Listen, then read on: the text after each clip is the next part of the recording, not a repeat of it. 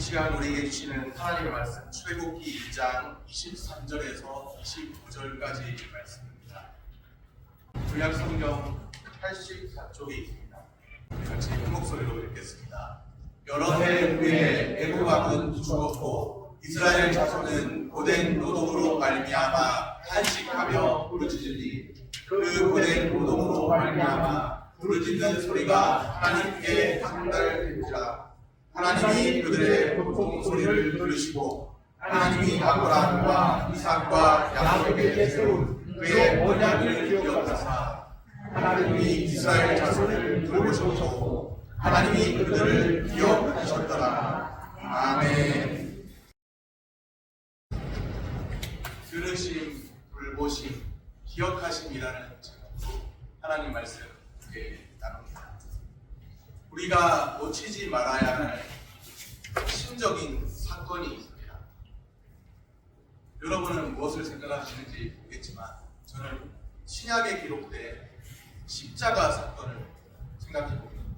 십자가 사건, 예수님이 십자가 지신 사건, 우리가 놓치지 말아야 될 핵심적인 사건입니다. 신약의 십자가 사건에 견줄만한 구약의 사건이 그것이 무엇일까요? 출애굽 사건입니다. 구약의 출애굽 사건이나 신약의 십자가 사건은 구원의 성취와 관련된 하나님이 행하신 일, 우리는 하나님이 행하신 일을 기억해야 합니다. 하나님이 행하신 일을 기억하면서 우리가 행해야 할 일들을 감당해야 할 줄로 믿습니다. 출애굽 사건이 어떻게 시작되었나요? 출애굽기 2장 23절 끝에 보면 이렇게 기록합니다. 부르짖는 소리가 하나님께 상달될지라. 출애굽 사건은 부르짖음에 하나님께서 귀 기울이심으로 시작된 사건입니다. 누가 탄식하며 부르짖었죠? 이스라엘 자손이 탄식하며 부르짖었습니다. 고된 노동을 하고 있었습니다. 애굽에서 고된 노동으로 말미암아 탄식이 절로 흘러나옵니다. 복 많은 사슴이 시냇물을 찾듯이 구원을 갈망합니다. 하나님을 간절히 찾습니다. 이스라엘 자손이 어떤 사람들이죠? 아브라함, 이삭, 야곱의 자손입니다. 하나님의 백성입니다. 하나님의 백성도 고단한 상황에 머물 때가 있습니다. 탄식할 수밖에 없죠. 부르짖을 수밖에 없죠. 그런 상황이 하나님의 백성에게도 있다는 것이죠.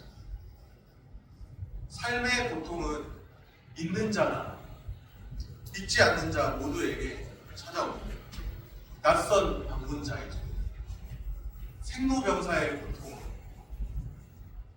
태어나고 늙고 병들고 죽고 생로병사의 고통은 남녀노소 누구를 막론하고 찾아옵니다. 이때 중요한 것은 믿는 자는 하나님께 부르짖는다는 거예요. 부르짖는 소리가 하나님께 상달됩니다. 하나님께 부르짖습니다. 하나님을 찾습니다. 그러면 하나님이 일하십니다. 하나님이 어떻게 일하시나요? 24절에 보면 하나님이 그들의 고통 소리를 들으시고 하나님의 백성들의 고통 소리를 들으십니다. 하나님 백성의 고통 소리입니다. 내 자녀가 아파할 때 외면하지 않습니다. 외면할 수 없죠. 자녀가 아파하면 마음이 무너지는 것이 아빠의 심정인 것 같아요. 부모의 마음, 자녀의 고통 소리를 듣는 아빠의 심정과 같습니다.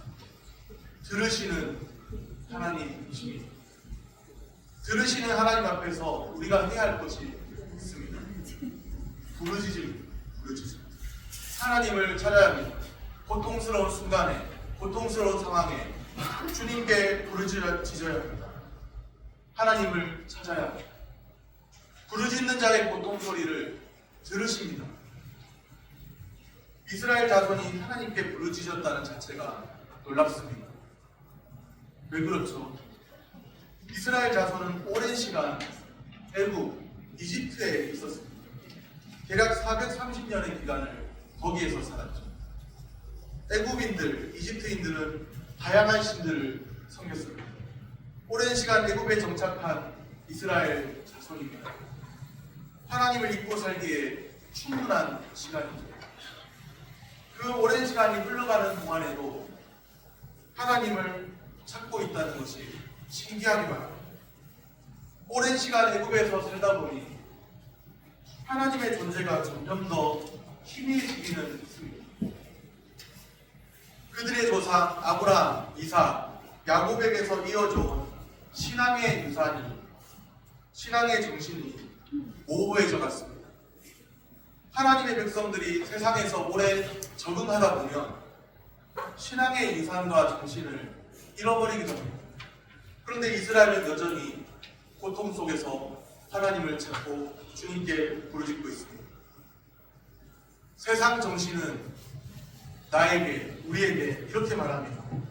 애굽에 잘 적응하며 사는 것도 괜찮은 일이야.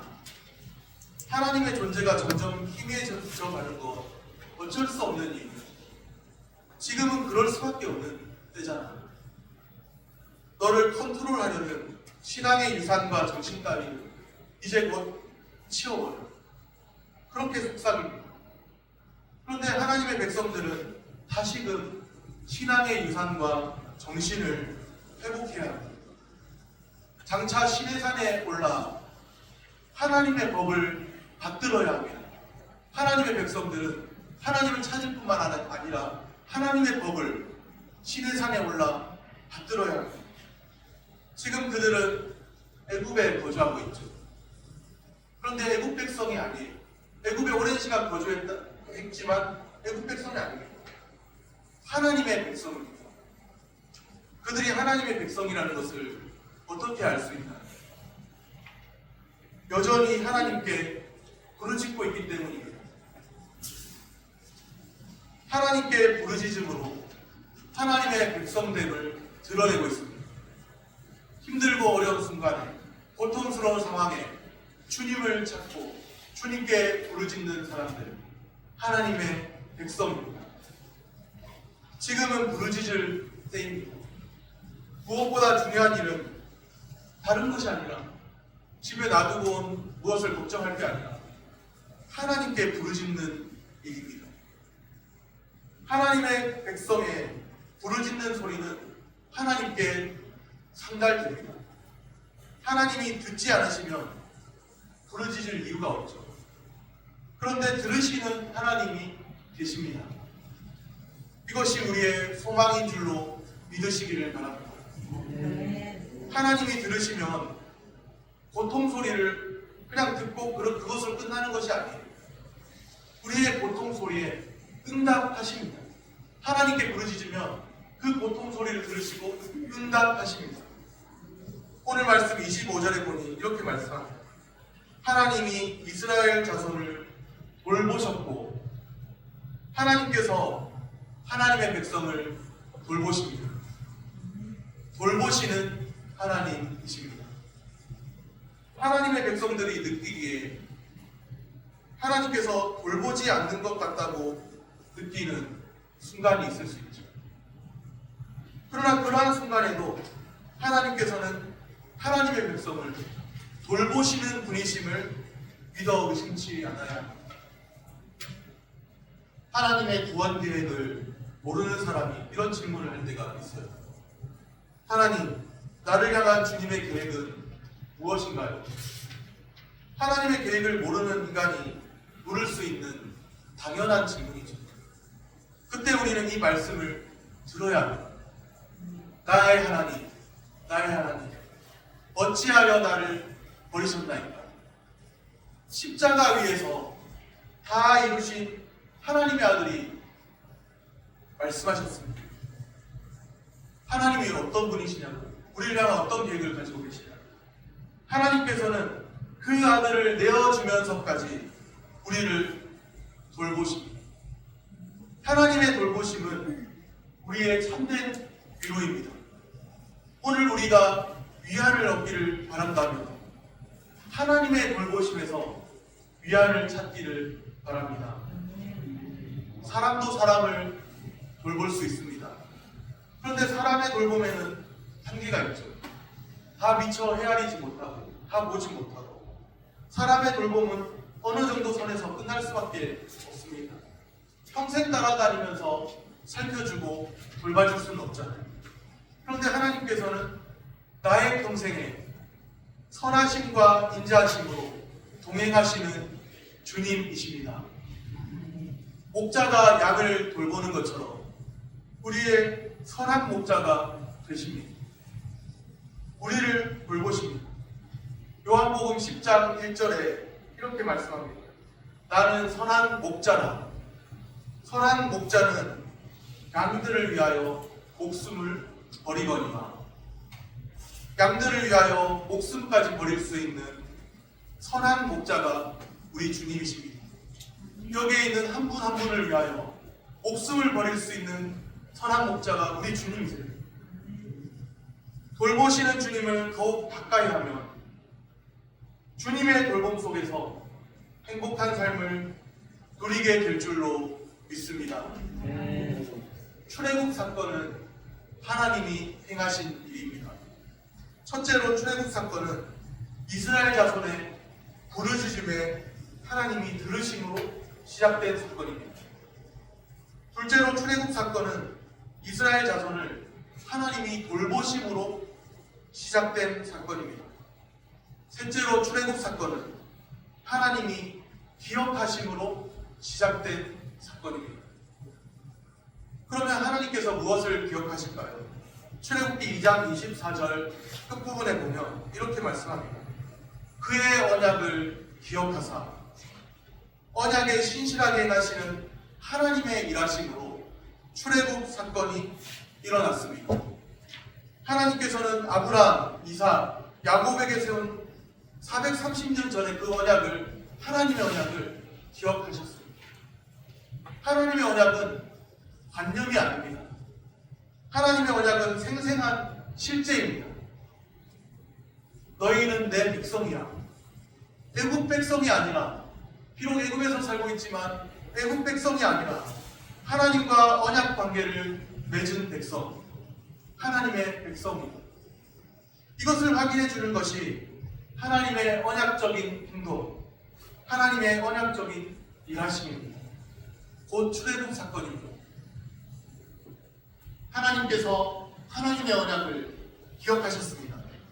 또 하나님께서 무엇을 기억하실까요? 출애굽기 2장 25절 말씀입니다. 하나님이 이스라엘 자손을 돌보셨고 하나님이 그들을 기억하셨더라. 하나님이 그들을 기억하셨습니다. 이스라엘 자손을 기억하셨습니다. 하나님께서 언약을 맺은 아브라함, 이삭, 야곱의 자손입니다. 언약 관계를 맺은 백성입니다. 하나님의 백성이죠. 오랜 시간이 흘러 그들이 애굽에서 동화되어 살아갔습니다. 하나님을 잊고 하나님의 존재가 희미해지면서 그렇게 살아갔죠. 그런데 이제 하나님께서 구원 역사를 다시 쓰시려 하십니다. 출애굽 사건을 통해서 그들을 애굽에서 불러내십니다. 너희는 내 백성이라, 하나님의 백성이라 말씀하십니다. 호세아 선지자가 말했죠. 로암미, 나의 백성이 아니다. 하나님의 백성답게 살지 않았습니다. 하나님을 모르는 세상 사람처럼 살았습니다. 그런데 이제 다시 말씀하십니다. 암미, 나의 백성이다. 하나님의 백성이다. 우리는 잊을지라도 하나님은 잊지 않으십니다. 기억하시기를 바랍니다. 기억하시는 하나님이십니다. 하나님의 백성된 우리를, 하나님의 자녀된 우리를 기억하십니다. 우리는 주님이 기억하신 바에 하나님의 백성, 하나님의 자녀라는 그 사실을 믿으시기를 바랍니다. 때로 우리를, 우리의 생각을, 우리의 마음을, 우리의 상황 가운데 피곤하게 하는 일들이 있을지라도 하나님이 우리를 여전히 기억하고 계시고 붙들고 계시다는 그 사실을 믿으시기를 바랍니다. 출애굽 사건을 보면서 하나님을 봅니다. 들으시는 하나님이십니다. 또 어떤 하나님이라고 했죠? 돌보시는 하나님이십니다. 기억하시는 하나님이십니다. 우리는 출애굽 사건을 보면서 하나님을 보아야 돼요. 들으시는 하나님, 돌보시는 하나님, 기억하시는 하나님입니다. 코로나 상황이 여전히 펼쳐지고 있는데 줄어들긴 했지만 코로나 상황이 여전하잖아요. 코로나 상황에도 비상시국에도 고난받을 때도 여전히 우리에게 주시는 세 가지 은혜가 있습니다. 들으심, 돌보심, 기억하심입니다. 주님의 들으심과 주님의 돌보심과 주님의 기억하심을 마음껏 맛보고 누리시기를 바랍니다. 주님을 더욱 가까이 하는 은혜가 있기를 소원합니다. 기도하겠습니다.